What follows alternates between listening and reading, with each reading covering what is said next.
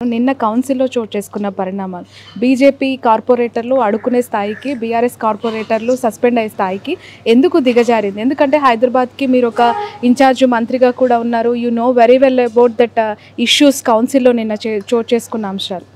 Thanks to BJP corporators because వాళ్ళు కిషన్ రెడ్డి గారు అంత పెద్ద బాధ్యత పెట్టినారు. కేంద్ర మంత్రి, హైదరాబాద్ లాంటి నగరాలకు సంబంధించి అర్బన్ డెవలప్మెంట్ కిందనే వస్తుంది. గ్రామీణ ప్రాంతాలకు సంబంధించిన నిధులు రావడానికి అవకాశం లేదు. సో కేంద్ర మంత్రిగా గతంలో టూరిజం అండ్ ఆర్కియాలజీ మినిస్టర్ ఉండ్రి. Hyderabad city famous for lakes and rocks. No archaeology funds, no lakes fund వస్తుంది. ఇప్పటికైనా బీజేపీ కార్పొరేటర్లు ఇచ్చిన భిక్షాటనతోటైనా బీజేపీ నాయకత్వానికి బుద్ధి వచ్చి 10 సంవత్సరాల హైదరాబాద్ను కేంద్రం నుండి తెలంగాణ ఏర్పడ్డ తర్వాత కూడా నిర్లక్ష్యం చేశారు. ఇప్పుడు కూడా అట్లా జరగదు. పోయిన బడ్జెట్లో జరిగితే అసెంబ్లీలో తీర్మానం చేసినాం. మళ్ళీ ఇప్పుడు బడ్జెట్ ప్రవేశపెడతా ఉన్నారు. రావడానికి కాంగ్రెస్ కారణం. 10 ఏళ్ళు పరిపాలించనే లేదు కదా కేంద్రంలో. మేము రాష్ట్రంలో ఏడాదిలో ఆ సిచ్యువేషన్ తెచ్చినామా? ఎంత దౌర్భాగ్య పరిస్థితి, ఎంత దౌర్భాగ్య పరిస్థితి. 10 సంవత్సరాలు కేంద్రంలో అధికారంలో ఉన్నోళ్ళు, ఢిల్లీలో దోస్తే గలీలో కుళ్ళుసి చేసిన టీఆర్ఎస్ పార్టీ అధికారంలో ఉన్నోళ్ళు, మేము ఏడాది కాకముందే వాటికనే ఈ విధంగా భిక్షాటన స్థితికి వచ్చారంటే మీ మానసిక స్థితి ఏ విధంగా దిగజారిందో అర్థమవుతున్నది. నేను అందుకే చెప్తాను, వాళ్ళకి ధన్యవాదాలు చెప్తాను. అట్లీస్ట్ మీరు మీ ప్రభుత్వం మీద ఒత్తిడి పెట్టడానికి, మేము గట్టిగా అడగడానికి మాకు ఒక ఐడియా ఇచ్చినారు. We are very happy. Plus TRS party, BJP party నిన్న కౌన్సిల్లో చేసినటువంటి రాజ్యాంగాన్ని అపహాస్యం. మీకు చర్చకు అవకాశం ఇస్తామని చెప్పినారు. బడ్జెట్ రాజ్యాంగ ప్రకారంగా, ప్రొసీజర్ ప్రకారంగా కేంద్రంలో కానీ రాష్ట్రంలో కానీ budget procedure is procedure, then debate is there. ఇవన్నీ ఉంటాయి. అయినా కూడా మీరు సభను నడవనియద్దు అనే ఏకైక లక్ష్యంతో వచ్చినప్పుడు తప్పది. ఇది మీ యొక్క మైండ్ సెట్ ను, మీ ఫిడలిస్టిక్ మైండ్ సెట్ ను, కాన్స్టిట్యూషన్. కాంగ్రెస్ కార్పొరేటర్లు దాడికి దిగలేదా కౌన్సిల్లో? నేను GHMC I'm not a participant. మేము మా పొద్దున అందరితో చేసినాం. మనం గాంధీ పార్టీ, మనం బిల్ పాస్ చేసుకోవాలి. మనకు సంబంధించిన నిరసనలకు ఎటువంటి స్పందించకుండా జాగ్రత్తగా చూసుకోమని చెప్పినాం. అందరం కూడా మా సిటీ నాయకత్వం అందరూ కూడా కలిసి. So we are trying to do right. Congress party BC నినాదాన్ని ఎంచుకోవటానికి, బీసీ కుల నినాదం అయిన తర్వాతనే మున్సిపాలిటీ ఎన్నికలకు వెళ్ళటానికి ఏమైనా రీజన్స్ కనిపిస్తున్నాయి? అంటే ఓట్లు దండుకోవడం, సీట్లు గెలుచుకోవడమే లక్ష్యం. అవగాహన లేనటువంటి, కనీస జ్ఞానం లేనటువంటి వాళ్ళు మాట్లాడతారు. రాజ్యాంగంలో సుప్రీంకోర్టు ఇచ్చిన తీర్పు ప్రకారంగా ట్రిపుల్ టెస్ట్ జరిగితేనే బీసీలు రిజర్వేషన్లు ఉంటాయి లోకల్ బాడీలో. ఒకవేళ అది వద్దనుకుంటే ఇప్పటికే ఎన్నికలు నిర్వహిస్తుంటవి. పోయినసారి బీసీల రిజర్వేషన్ తక్కువ చేసింది టీఆర్ఎస్ పార్టీ ఎలక్షన్స్ అఫిడవిట్ ఇచ్చి. మేము ఈసారి ఆ యొక్క నిబంధనలు కోర్టు తీర్పుకు అనుగుణంగా సర్వే చేసినాం, డెడికేషన్ కమిషన్ వేసినాం. దాని ప్రకారంగా రిజర్వేషన్ల ప్రక్రియను కొనసాగిస్తాం. రిజర్వేషన్లు వద్దనుకుంటే ఎన్నికల్లో ఎప్పుడో జరిగిపోతుండే. రిజర్వేషన్లు పెట్టాలని సంకల్పం ఉంది. అది ఓట్ల అనుకునేటువంటి వాళ్ళు మూర్ఖులు.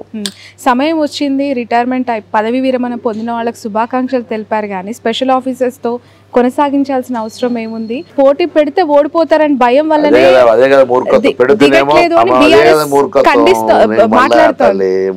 అదే పెడితేనేమో ఓట్ల కొరకు బీసీ అంటుండ్రు, పెట్టకపోతేనేమో ఎన్నికలు ఓడిపోతాం అంటారు.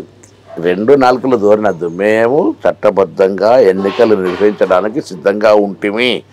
కానీ ఆ విధంగా ఎన్నికలు నిర్వహిస్తే కోర్టు తీర్పుకు అనుగుణంగా చదువుకోమని చెప్తారా, పుస్తకాలు పంపిస్తా. బీసీ రిజర్వేషన్లు ఉండవు. బీసీ రిజర్వేషన్లు పెట్టే బాధ్యత మాది. అందుకే డెడికేషన్ కమిషన్ వేసి సమాచార సేకరణ చేసి రిజర్వేషన్ల ప్రక్రియ తీసుకొచ్చినాకనే అమలు చేస్తామని బల్ల గుద్ది చెప్పినాం. అది ప్రక్రియ ముందుకు పోతున్నాం. ఇది దానికి ఎన్నికలకు భయపడ్డారు. మీ పార్టీ సిద్ధాంతం, మీ పార్టీ నిర్ణయాలు ఈ విధంగా ఉంటే మీకు సంబంధించిన ఎమ్మెల్సీ తీన్మార్ మల్లన్న రెడ్ల ఓట్లు మాకు అవసరం లేదు, బీసీల కోసమే మా పోరాటం ఇంటర్వ్యూ చేసుకుంటా వేరే అంటే మీ పార్టీకి సంబంధించిన అడగండి. అంటే రెడ్డిల అది అందరి పార్టీ, కాంగ్రెస్ పార్టీ. ఎవరన్నా అట్లా అంటే తప్పు. ఎవరైనా ఇది కాంగ్రెస్ పార్టీ. ప్రతి ఒక్క ఓటరు ఈ కాంగ్రెస్ పార్టీకి సానుభూతి పరుడు. ఏకైక స్కీము జనాల్లోకి బాగా బలంగా వెళ్ళింది ఫ్రీ బస్సు, ఉచిత బస్సుకు సంబంధించి నిధులు లేవు, కష్టాల్లో ఉంది అని పదే చెప్తూ ఉన్నప్పుడు 5 ఏళ్లు ఎవరిని మాట్లాడినా రవాణా శాఖ మంత్రిగా డిసెంబర్ 9 నాడు ప్రారంభించిన స్కీముకు సంబంధించి డబ్బులు లేవని కానీ ఏదైనా ఇబ్బంది వస్తుంది కానీ ఎన్నడూ మాట్లాడలేదు. అద్భుతంగా మళ్ళీ ఆర్టీసీ మహిళల గురించి మాట్లాడుతూ మీరు అది మాట్లాడినా ఆ స్కీమ్స్ గురించి వాళ్ళు అమ్మా don't reaction on other statements if any statement or any department. ఎందుకంటే వాళ్ళు అట్లా అన్నారు అంటే వాళ్ళకి సంబంధించిన వాళ్ళ అంటే అభిప్రాయం 5 ఏళ్ళు కొనసాగిస్తారా వాళ్ళ అభిప్రాయాన్ని వాళ్ళని అడగమ్మా, వాళ్ళ ఇంటర్వ్యూ తీసుకొని వాళ్ళని అడగండి. నేను నా అభిప్రాయం నేను చెప్తున్నాను. నేను నా అభిప్రాయం మీద మీకేమన్నా నచ్చకపోతే నన్ను గంట సేపు మీరు యక్ష ప్రశ్నలు వేసి అడగండి. వేరే కామెంట్ మీద నేను రియాక్ట్ కావడానికి నాట్ మై స్టేజ్. ఉచిత బస్సు నేను ఉచిత బస్సుకు సంబంధించి ఎటువంటి ఇబ్బంది లేకుండా ఇంకా మెరుగైన విధంగా సపోర్టివ్ గా ఉండడానికి నిర్ణయాలు తీసుకుంటా తప్ప ఎక్కడ కూడా మహిళకు నా తెలంగాణ అక్క చెల్లెలకు ఇబ్బంది లేకుండా ఆర్థిక పరమైన ఇబ్బందులకు దానికి సంబంధించి లెక్క వాళ్ళకి చెప్పే అవసరం లేదు. మేము ఉన్నాము ఇబ్బందులలో ఉన్నామని మేము మాట్లాడే అవసరం లేదు. మేము విల్ కంటిన్యూ స్కీమ్ యాజ్ ఇంకా మెరిట్ ఎంత మెరిట్గా ఎంత బెనిఫిట్గా ఎంత సౌకర్యంగా చేయగలుగుతామో చేస్తాం. ఓకే, ఇంప్లిమెంటేషన్స్ డెవలప్మెంట్స్ ఆ స్కీమ్ లో ఇంకేమైనా ఉండబోతున్నాయా? రాష్ట్ర ప్రజలకు వస్తాయి. మహిళా సంఘాలని భాగస్వాములు చేసి ప్రతి మండల సమైక్య ద్వారా బస్సు కొంటున్నాం, వాళ్ళని కూడా ఓనర్లను చేస్తున్నాం. ఇట్లా అనేక ఒకటే రోజుగా రాదు కదా సంస్కరణ రిఫార్మ్ అనేది. నడుస్తున్నా కొద్ది ఎగ్జిక్యూషన్ లో పార్ట్ ఆఫ్ ఇట్ అవుతున్నాయి.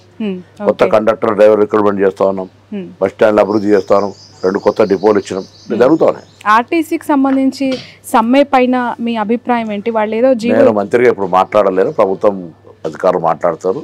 దానికి సంబంధించి నేను ఏది మాట్లాడినా దానికి విధానపర నిర్ణయాలు ఉంటాయి, మాట్లాడదాం. రైట్. పొన్నం గారు, కరీంనగర్ వదిలి హుస్నాబాద్ వెళ్ళిపోయారని మీ జిల్లాకు సంబంధించిన నేతలు అంటున్నారు. అసలు మీకు పర్సనల్ గొడవలు ఏంటి బండి సంజయ్, గంగుల కమలాకర్తో? మీరు ఫ్రెండ్స్ అయినా ఎనిమీస్? ఎందుకంటే ఒకసారి పొద్దున్న చూస్తే బాగా సఖ్యతగా కనిపిస్తారు, మధ్యాహ్నానికి కాంట్రవర్సీ, ఈవినింగ్కి ఒక అలిగేషన్స్ ఉంటాయి. ఏంటి అసలు ఇష్యూ?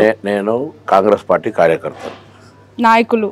నేను పార్టీ మారలేదు, నా సోదరు బండి సంజయ్ కూడా మారలేదు. I'm not blaming him. మారిన వాళ్ళు మమ్మల్ని అది మారింది ఇది మారిందంటే పొరపాటు. అనే ముందు మీ నాయకులు కూడా గజ్జలకు ఒకరు వేయండు, సిరిసిల్లకు ఒకరు వచ్చిండు, ఇంకొకరు నిజామాబాద్కి వేయండు. మీరు వాళ్ళు అది ప్రశ్నించకొచ్చే కాదు. నాకు దమ్ముంది, నన్ను ప్రజలు ఆశీర్వదించిర్రు. నేను కరీంనగర్ పార్లమెంట్ సభ్యుడిగా సేవ చేసి నేను 7 నియోజకవర్గాలకు నాయకత్వం వహించిన, నన్ను గెలిపించిర్రు. నీలాగా పార్టీ మారలే కాబట్టి అది చర్చ అనవసరం. నేను బరాబర్గా నా విద్యార్థి దశ నుంచి రాజకీయాలు ఉన్నా, డెఫినెట్గా కష్టపడతాం, రాజకీయాల్లో కొట్లాడతాం. అభివృద్ధి కాడ అందరు ఎవరైనా కలిసి వస్తే కలిసి వస్తాం, అభివృద్ధి కాడ రాజకీయం చేయడంతో ఎదుర్కొంటాం. ఓకే, అంటే ఇందిరమ్మ ఇళ్లకు సంబంధించి మేము ఫండ్స్ రిలీజ్ చేయమని చెప్పి బండి సంజయ్ ఎవరు జేబులకే ఇస్తలేడు, ఆయన జేబులకే ఇస్తలేడు. నేను మన స్కీమ్స్ చెప్పిన BJP Deen Dayal scheme, Atal Bihar scheme, ఇంకో స్కీములు ఎవరు జాగిరి కాదు కదా. కాబట్టి ఇందిరమ్మ గురించి మాట్లాడే అర్హత ఎవరికి లేదు. Indiramma life sacrifice for nation. Indiramma ఎవరు కూడా ఊహించలేడు. చెప్తే హనుమంతుని గుడి లేని ఊరు ఉండదు, ఇందిరమ్మ ఇల్లు లేని వాడ ఉండదు. అటువంటి పరిస్థితులలో ఇందిరమ్మను గరీబీ హటావ్, దేశ సంస్కరణలు, ఉక్కు మహిళ, వాజ్పేయి గారు అన్నాడు ఏ దేశ్కి ఏక్ వీరు వనిత అన్నాడు, దుర్గా మాత అన్నాడు. అది వాజ్పేయి అంటూ ముందట ఆ పార్టీలో మాట్లాడితే ఏం నగ్గుతుంది?